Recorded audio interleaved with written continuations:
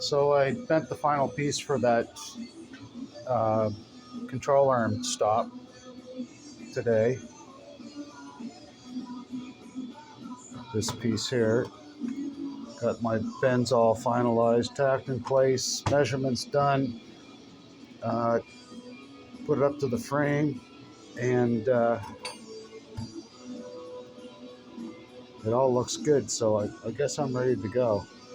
So time to take it apart and clean everything, and then put it all back together. I think I'm ready. Got all the templates copied. Uh, Everything looks pretty good. Um, this here has to come down about 1/8 of an inch to bring the upper control arm stop closer, and to the frame rail and to this bracket. So frame rail here and this bracket. So I'm pretty happy with it. Been a good day. Anyways, adios amigos.